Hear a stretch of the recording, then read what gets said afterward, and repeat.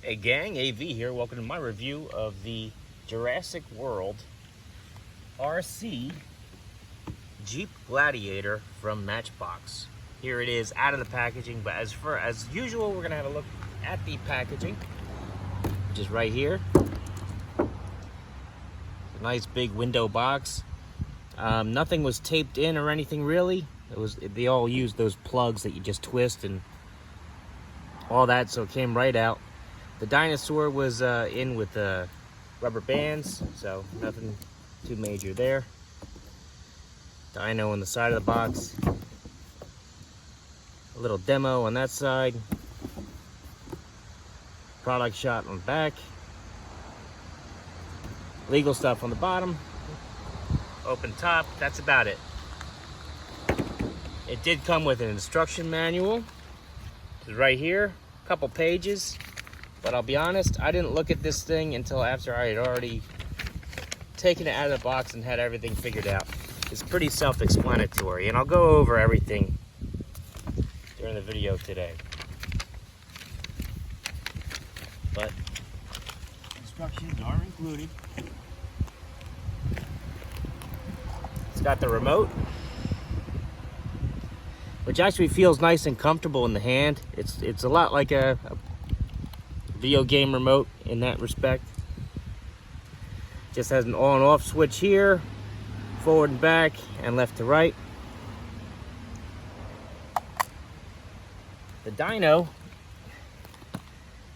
is not articulated or anything.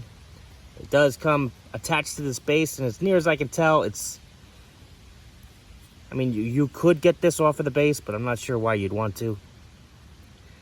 It's just mostly here for the gimmick.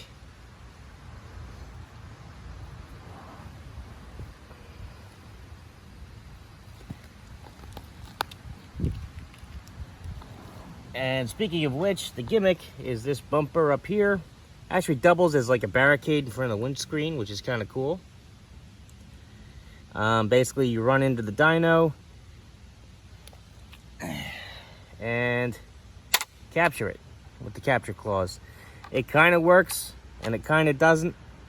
It's not that bad, but it ain't that great either. It does come right off, so no issues there. Comes with this little cardboard cutout, which we don't really need anymore. Very nicely detailed Jeep front and sides. They did a good sculpt on this. It's got the running boards. Unfortunately, the doors do not open, which was a little disappointing when I got this. Tires are nice and rubber. The back section is all solid. That's where all the gimmicks, all the motors and stuff are. But yeah, nice rubber tires. Even the spare tires rubber, which is cool.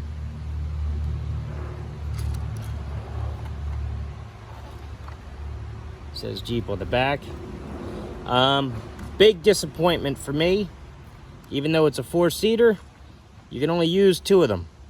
There is no leg room for those back seats at all. Otherwise, the dashboard, hopefully that's coming across pretty well on the camera. The dashboard is pretty decently detailed, but it is for 3 3/4-inch figures. The larger ones, like the 4.5-inch, gets pretty hairy.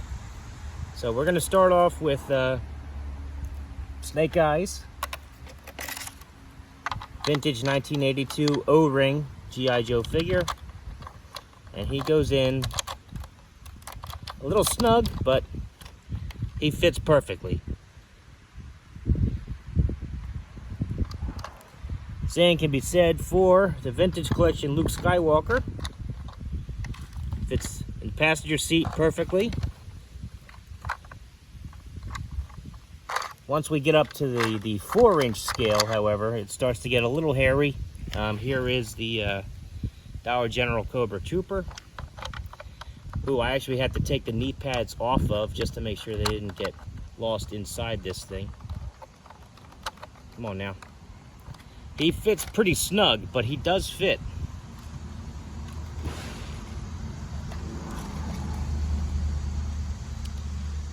Boss Fight Studio blank.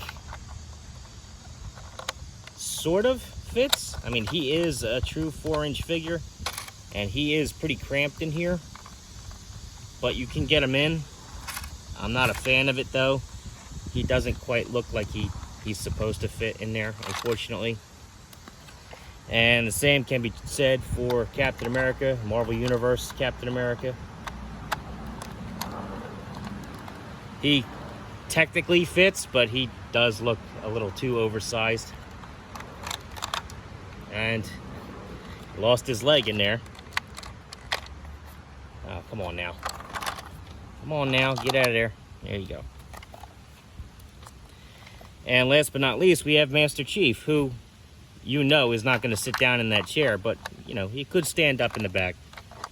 And it does have, hey, these handrails that you can have the figures hold on to. But frankly, they look a little fragile to me, so you might want to be careful doing that. So, with that being said, let's see. I always forget which one is on and off.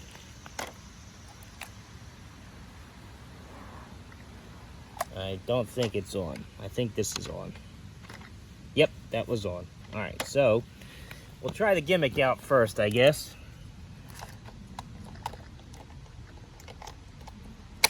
See if I can't get it to work on camera.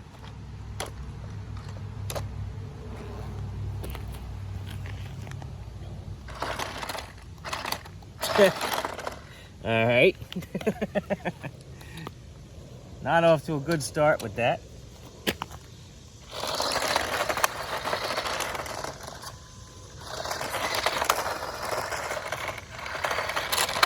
Oh, kind of worked. Alright. Alright. Back up. Oh, there we go. It's got a hair trigger, as you can see.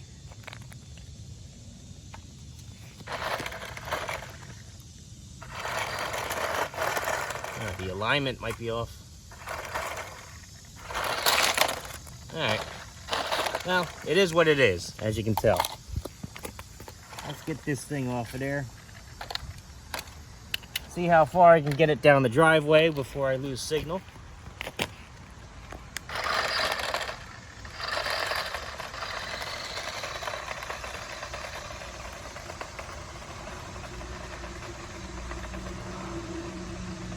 It's going pretty good. Fresh batteries in it too, that helps.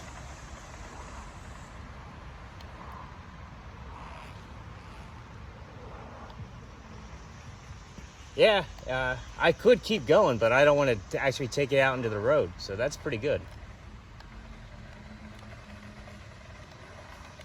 Uh-oh.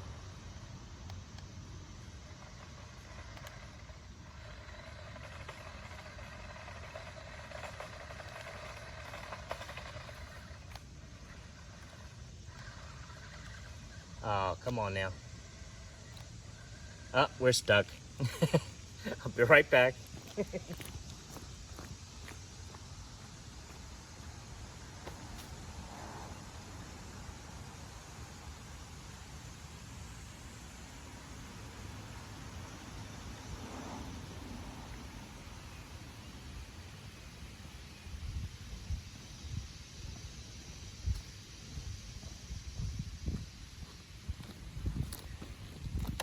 All right, so last order of business, I think, is going to be size comparison with other vehicles. Here it is next to a Cobra Hiss, vintage Cobra Hiss. So you can see how they measure up.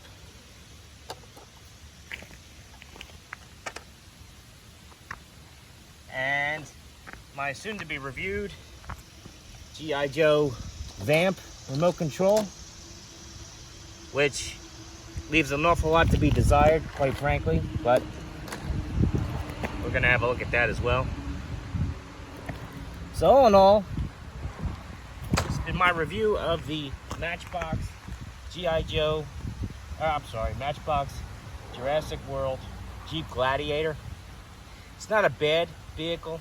You can definitely get your figures in there, but even though it's a 4-seater, you can't fit 4 figures in it, unfortunately. The gimmick sort of works, but it also sort of doesn't. The dyno is unarticulated, and obviously you're just going to buy this for the Jeep, and not sure how many hours of fun you're going to have with it, but it's still kind of cool. So anyway, this has been AV, my review of the Jeep Gladiator from Jurassic World.